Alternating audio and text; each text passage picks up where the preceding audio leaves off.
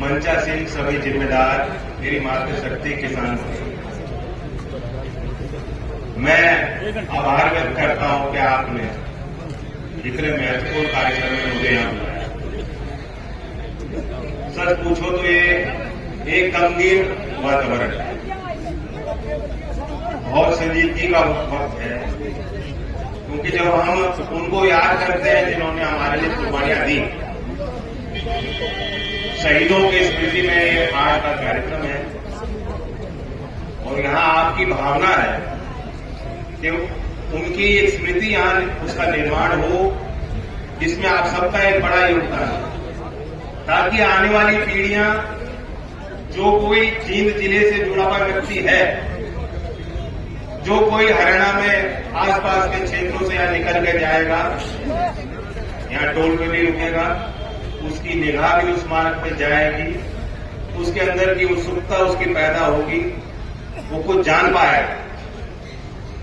ये किसान कौम यूं ही जिंदा है कि हम अपने इतिहास को भूले नहीं। जो बिरादरी, जो समाज ये भूल जाती है कि जिस रास्ते पे हम चल रहे हैं, यहां तक हम कैसे आए, किन महान शक्तियों का योगदान है, किन महान आत्माओं ने बड़ी बड़ी कुर्बानियां दिल पे पत्थर रखे, अपनी फिक्र नहीं की, घर परिवार की फिक्र नहीं की, अपने घर परिवार की जिम्मेदारियों को भुलाकर समाज के लिए जोत जलाने का काम किया, जीवन को न्यौछावर किया। ऐसे महान आत्माओं से जुड़ने का एक मौका आप देश के लोगों को दोगे, तो मैं बधाई भी देता हूं, वहीं गंभीर वातावरण में अपनी श्रद्धांजलि भी उन वीरों को देता हूं। इस देश में 13 महीने का आंदोलन चला और कड़वे अनुभव उस आंदोलन से हैं। किसी भी लोकतंत्र में इतने लंबे आंदोलन की कोई आवश्यकता नहीं होती। जब सरकारें संवेदनशील हो और आंदोलन इतना बड़ा हो जिसका जनता का समर्थन उस आंदोलन के साथ हो, ऐसे आंदोलन के नेताओं को बुलाकर सरकारों को समाधान निकालना चाहिए। लेकिन हमने हालात ये देखे कि देश के प्रधानमंत्री कहते रह गए कि मैं टेलीफोन कॉल दूं, और दिल्ली में जाने से रुका गया, तारे बिछा दी गई और बैरियर खड़े कर दिए गए और पानी की बौछारें चली और लाठियां चली और क्या क्या प्रताड़ित करने के लिए बातें नहीं कही गई। किसानों को पूरी तरह से बल प्रयोग करके रोका। जो 700 से ज्यादा शहीद है किसान, उन्हें हम और आप तो शहीद कहते हैं, लेकिन सरकार का कोई आदमी आज भी मानने को तैयार नहीं कि वो शहीद। मैं सुन रहा था, अभी बात हुई, नैन साहब कह रहे थे कि उनके लिए मुआवजा घोषित नहीं मिला। जो जो एक एक वादे किए गए थे, कृषि मंत्रालय के सचिव ने लिखित तौर पे आश्वासन दिया था, तब वहां से किसान उठ के लौट के आए थे। नवंबर के महीने की बात है। वहां किसान जितने संगठन थे, उन्होंने निर्णय लिया कि हम जीत गए, हमारी जो मांगे वो मानी गई, और इसलिए भाइयों, अपने बहनों, अपने घर घर लौटो, गांव में लौटो, अपने काम संभालो, ये कह के आंदोलन समाप्त। उन्होंने आश्वासन किया था कि जो किसान आंदोलन में जो लोग आए, जिन पे सरकारों ने दबाव बनाने के लिए मुकदमे दर्ज किए, एक एक मुकदमे को वापस किया जाए। गृह मंत्रालय ने चिट्ठियां लिखी, दावे किए कि हम राज्यों को लिख रहे हैं। यहां तो डबल इंजन की सरकार है कि नहीं, डबल की है कि नहीं, यहां भी वही है, वहां भी उन्हीं को हम झेल रहे हैं। अगर वहां दिल्ली की सल्तनत चाहती, सरकार चाहती, मोदी जी चाहते, अमित शाह जी चाहते, तो यहां की सरकार का मुकदमा वापस नहीं ले सकती।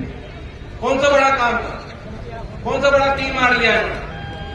मुकदमे भी अभी तक वापस नहीं किए गए। मेरी जानकारी में है, किसान आंदोलन संगठनों से जुड़े नेताओं पे अभी भी वो मुकदमे चल रहे हैं, नोटिस उनको दिए जा रहे हैं। ये तो इतनी छोटी सी बात है। और बड़ा मुद्दा हमारा एमएसपी का था। यही 7 लाख गांवों में देश के प्रधानमंत्री आए। चौधरी छोटू राम जी को याद करते हुए उन्होंने एक नई योजना की शुरुआत की थी। 5 साल हो गए उस घटना, पीएम आशा।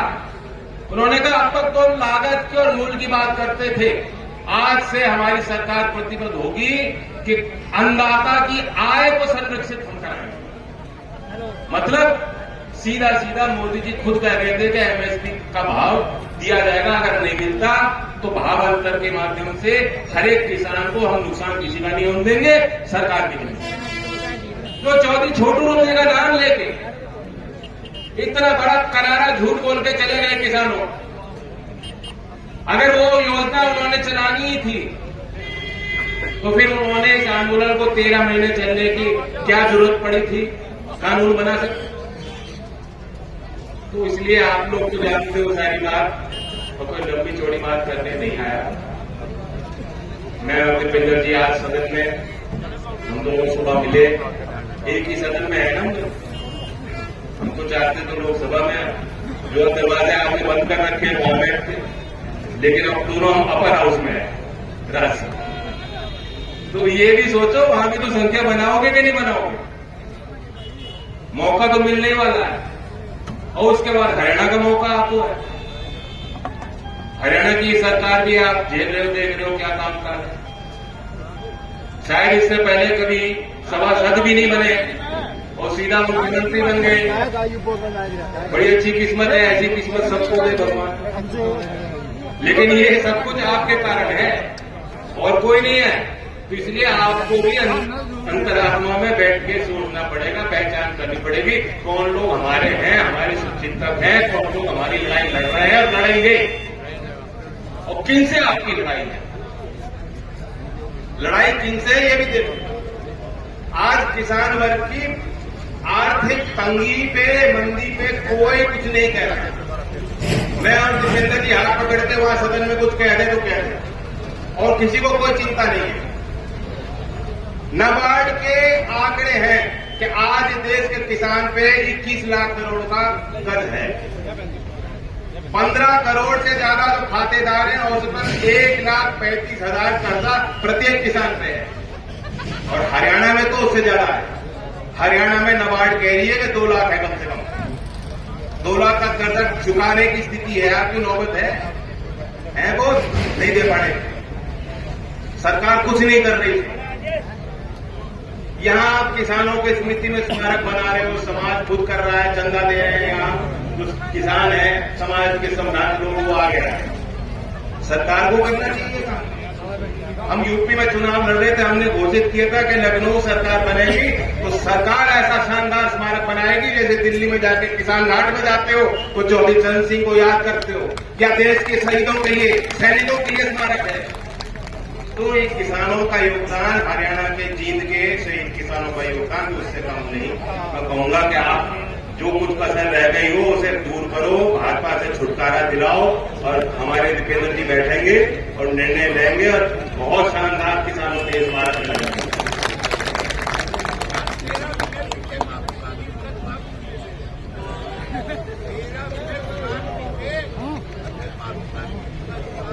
आदमी होता वो तो उनके चित्त भी मेरी, पट भी मेरी, सीधी बात है। उन्हें लाभ भी लेना है। और ये किसान के हिमायती बनते भी है। किसान के दिल में उनके कोई जगह नहीं। प्याज के निर्यात पे प्रतिबंध लगाया, किसी किसान से पूछा क्या? धान और गेहूं पे रातों रात प्रतिबंध लगा दिया कि निर्यात नहीं होगा। पीली मटर पे आयात शुल्क घटा दी। एथेनॉल पे गन्ना का गाना गाते थे मोदी जी के, एथेनॉल बनेगा, गन्ना किसानों को लाभ मिलेगा। रातों रात बंद कर दिया कि चीनी की और चीनी की सिरे से कोई एथेनॉल निर्माण नहीं हो सकता। तो ये फैसले आपके हित के नहीं लेते, आपने देख लिया। आज अवसर नहीं है कि सारी वो बातें हम करें। मैं धन्यवाद देता हूँ समाज के सभी लोगों को, और आप ये तय कर लो।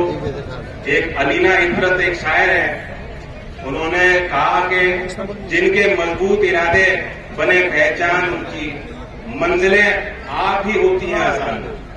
तो चिंता करने की बात नहीं है। अगली किसान की पीढ़ियां हैं जो हमारे यहाँ मौजूद हैं, नौजवान मौजूद हैं, ये धैर्य रखें, और जो हमारे महान जो हस्तियां रही हैं जिन्होंने शहादत दी, उनसे प्रेरणा लें और समाज में अपना स्थान पाएं। धन्यवाद। जय हिंद।